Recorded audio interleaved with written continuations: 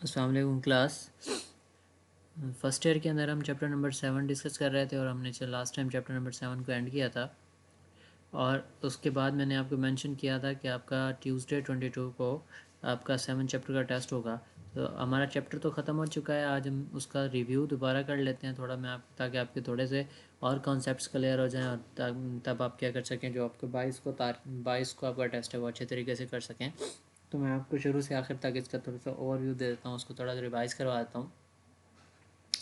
तो आपके पास operating system था हमारा विंडोज़ ऑपरेटिंग सिस्टम, यानी ऑपरेटिंग सिस्टम के लिए हमने क्या कहा था कि डिफरेंट किस्म के ऑपरेटिंग सिस्टम होते हैं। हम किसको देख रहे थे, हम विंडोज़ ऑपरेटिंग सिस्टम को देख रहे थे। डिफरेंट में कौन से होते हैं, आपका मैक होता है, आपको समझ लें लिनक्स, यूनिक्स, सन सोलारिस, ये आपके क्या हैं डिफरेंट किस्म के ऑपरेटिंग सिस्टम्स हैं। उनमें हमने क्या कौन सा डिस्कस करना है, विंडोज़ ऑपरेटिंग सिस्टम देखना है। तो विंडोज़ ऑपरेटिंग सिस्टम में हमारा ओवरव्यू में सबसे पहले क्या है, an operating system is a system software that provides an interface for the user to interact with the computer। हमने दो चीज़ें सॉफ्टवेयर पढ़ा था, सॉफ्टवेयर के अंदर दो टाइप्स पढ़ी थी। एक हमने क्या कहा था कि हमारे पास क्या होता है, सिस्टम सॉफ्टवेयर होता है और एक अपना एप्लीकेशन सॉफ्टवेयर होता है। तो ऑपरेटिंग सिस्टम बेसिकली आपका क्या होता है, आपका सिस्टम सॉफ्टवेयर होता है that provides an interface for the user to interact with the computer. यानी हमें एक ऐसा इंटरफेस प्रोवाइड करता है जिसके थ्रू हम क्या कर रहा होता है, यानी यूज़र क्या कर रहा होता है, कंप्यूटर से इंटरेक्ट कर रहा होता है। हमने नॉर्मल में डिस्कस किया था। नॉर्मल में मैंने कहा था कि आपके पास क्या होता है, जो भी हमारी फर्स्ट स्क्रीन अपेयर हो रही होती है वो आपकी विंडोज़ के थ्रू ही हो रही होती है। यानी आपको आपके अगर कंप्यूटर में जो विंडोज़ ऑपरेटिंग सिस्टम है वो बेसिकली आपका क्या कर रहा होता है, आपकी पहली स्क्रीन अपेयर करवाने के लिए इस्तेमाल हो रहा होता है। टाइप्स में हमारे पास क्या है, कुछ आपके GUI इंटरफेसेस होते हैं या GUI graphical user interface operating system होते हैं, और कुछ आपके कमांड लाइन ऑपरेटिंग सिस्टम होते हैं।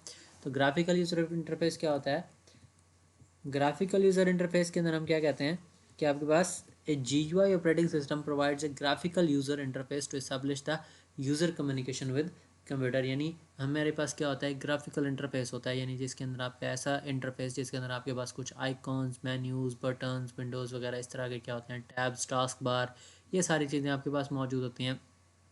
आपका काम जस्ट इतना होता है कि जस्ट पॉइंट एंड क्लिक होता है, यानी आप क्या करते हैं, उसके ऊपर पॉइंट करते हैं, क्लिक करते हैं और आपके पास क्या हो जाता है, वो एक्शन परफॉर्म हो जाता है। इसके बरक्स आपको कोई कोड वगैरह नहीं करना पड़ता, कोई आपको इस तरह की कोई चीज़ परफॉर्म करने की ज़रूरत नहीं होती।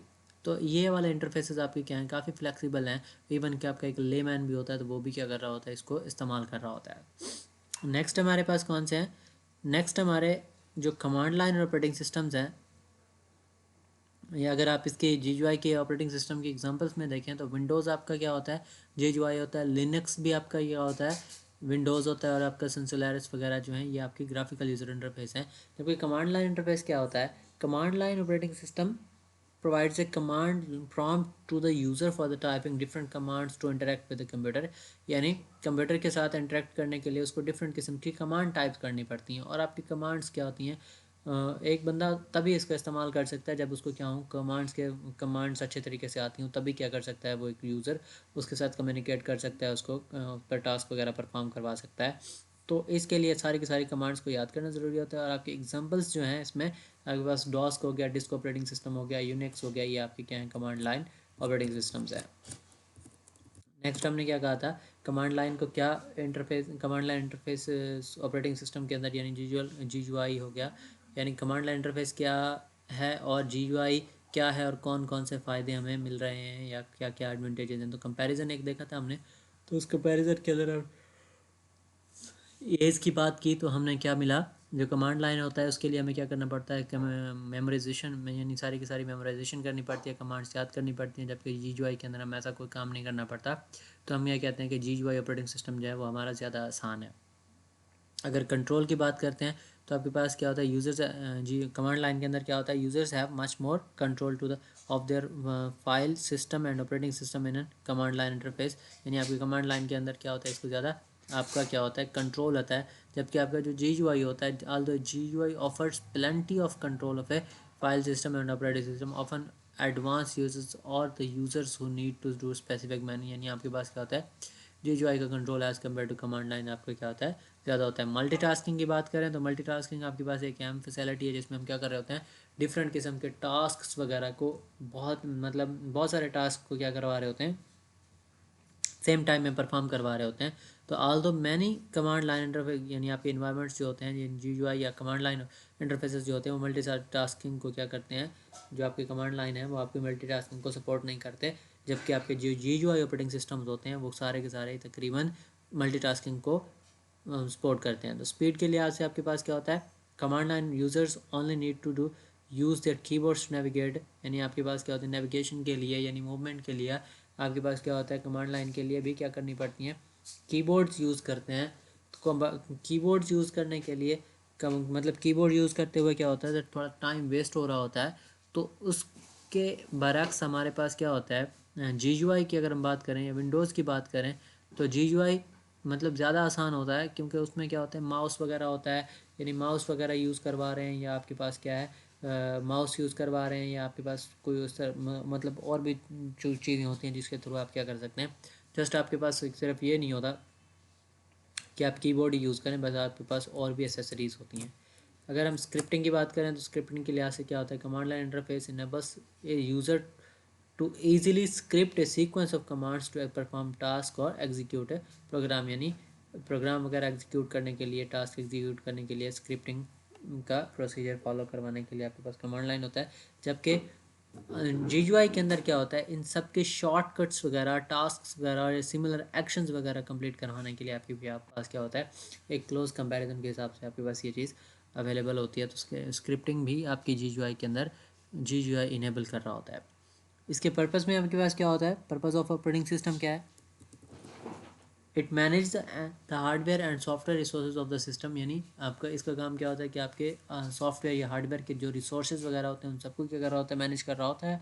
और साथ में आपको क्या करता है एक स्टेबल या एक consistent way of application provide करता है, ताकि आप क्या कर सकें हार्डवेयर के साथ डील कर सकें, यानी उसकी डिटेल्स वगैरह को जाने वगैरह, यानी पर्पस जो होते हैं यानी सॉफ्टवेयर हार्डवेयर और सॉफ्टवेयर की मैनेजमेंट होती है, और साथ में stable consistent way of for applications होता है।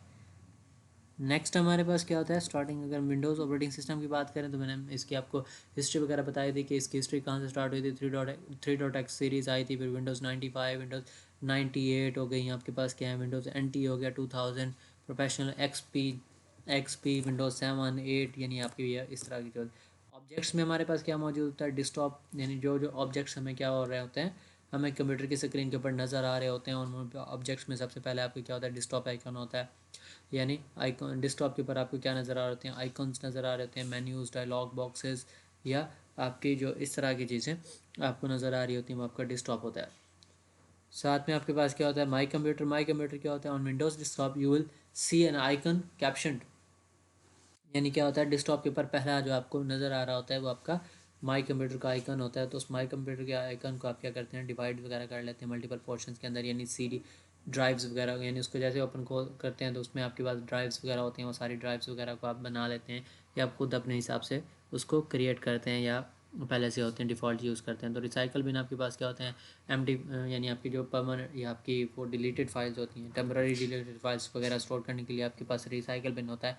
माई डॉक्यूमेंट्स आपको क्या होता है विंडोज़ के इंस्टॉलेशन के टाइम पे ही आपके पास एक फ़ोल्डर क्रिएट होकर आता है जो कि आपके माई डॉक्यूमेंट्स होता है, जिसमें आपके बाय डिफ़ॉल्ट डॉक्यूमेंट्स वगैरह स्टोर होते हैं। जबकि विंडोज़ एक्सप्लोरर क्या होता है, ये आपका डायरेक्टरी ब्राउज़र होता है जो फाइल मैनेजर वगैरह यानी फाइल वगैरह की मैनेजमेंट करता है आपकी विंडोज़ के अंदर। इंटरनेट एक्सप्लोरर के लिहाज से आपके पास क्या होता है, इंटरनेट एक्सप्लोरर है web browser that is launched with Microsoft Windows operating system, यानी माइक्रोसॉफ्ट विंडोज़ ऑपरेटिंग सिस्टम के साथ। द विंडो आपके पास क्या होता है the most important feature of Windows operating system is window. आपका क्या होता है बेसिक जो आपकी विंडो अक्सर होता है आपके कीबोर्ड के ऊपर भी विंडो की एक की लगी होती है, तो ये की जो होती है ये इस तरह की चीज़ें हैं, तो आपके पास ये विंडो के डिफरेंट किस्म के ऑप्शंस वगैरह को ओपन वगैरह करवाने के लिए इस्तेमाल करते हैं। जैसे कंट्रोल पैनल होता है आपके एडमिनिस्ट्रेटिव टूल्स, यानी इंस्टॉलिंग अनइंस्टॉलिंग वगैरह, मैनेजमेंट वगैरह, पासवर्ड्स वगैरह, ये सारी चीज़ें करने के लिए आपके पास क्या होता है कंट्रोल पैनल होता है। और स्टार्ट बटन क्या होता है आपके पास, उसमें सारे के सारे आपके पास ऑल प्रोग्राम्स वगैरह होते हैं, आप कोई भी एक्शन करना चाहते हैं वहाँ से आप सर्च करके कर सकते हैं। तो ये working with mouse and keyboard, ये हमारे सिलेबस का पार्ट नहीं था तो इससे हमने इसको छोड़ देना है। फीचर्स में हमने क्या कहा था लास्ट टाइम भी हमने फीचर्स वगैरह को डिस्कस कर लिया था। मल्टीटास्किंग फीचर है, तो यानी बहुत सारे काम को हम एक सेम टाइम के अंदर परफॉर्म करवा सकते हैं। मल्टी प्रोसेसिंग भी, यानी हम प्रोसेसर भी शेयर करवा सकते हैं। साथ में मल्टी यूज़र ऑपरेटिंग सिस्टम, यानी एक प्रोसेसर को बहुत सारे लोग भी यूज़ कर सकते हैं। प्लग एंड प्ले का क्या कहा था कि जैसे ही हम लगाते हैं डिवाइस तो वो क्या करता है जैसे हम डिवाइस लगाते हैं तो इसके रिकॉर्डिंग विंडोज़ अपनी खुद से ही ड्राइवर्स फाइंड करके इंस्टॉल करके उनको क्या कर देता है, यूज़ कर लेता है या उनको नेक्स्ट उसके लिए अवेलेबल करता है, मतलब उस डिवाइस को रेडी कर लेता है। नेटवर्किंग से मुराद क्या था कि हम क्या कर सकते हैं, डिफरेंट किस्म के कंप्यूटर्स वगैरह को आपस में कम्युनिकेट करवा सकते हैं। नेक्स्ट हमारे पास डिस्क मैनेजमेंट था। डिस्क मैनेजमेंट में हमने क्या कहा था कि आपके पास strong disk file management capabilities होती हैं। Before going to details of the, यानी हमें इसकी पार्टीशंस वगैरह करना, जैसे प्राइमरी पार्टीशन जो मैंने आपको प्रैक्टिकल में भी दिखाई थी कि सी ड्राइव जो होती है वो आपकी प्राइमरी पार्टीशन होती है, जबकि एक्सटेंडेड पार्टीशन आपके पास क्या होती है, एक्सटेंडेड में हम क्या कहते हैं, C drive, D drive, D drive, E drive, F drive, जो इस तरह की ड्राइव्स होती हैं वो आपकी एक्सटेंडेड पार्टीशन होती हैं। इस तरह से आपके पास डिस्क मैनेजमेंट यूटिलिटी जो होती है, जो आपके पास, जो मैंने आपको यहाँ पे ये तस्वीर भी लगी हुई है और ये मैंने आपको करके भी दिखाई थी, फाइल्स वगैरह की मैनेजमेंट और विंडोज़ एक्सप्लोरर। तो ये हमारा क्या हो गया, थोड़ा थारो सा रिव्यू हो गया है। इस रिव्यू के बाद आपने नेक्स्ट आपका जो चैप्टर है, ये इसी चैप्टर 7 का मंडे, अब ट्यूसडे को आपको टेस्ट मिलेगा। वो टेस्ट आपने अच्छे तरीके से करना है और कोशिश करनी है कि मेरे जीमेल के ऊपर आप लोग मुझे उसको सबमिट करवा दें। थैंक यू एंड अल्लाह हाफिज़।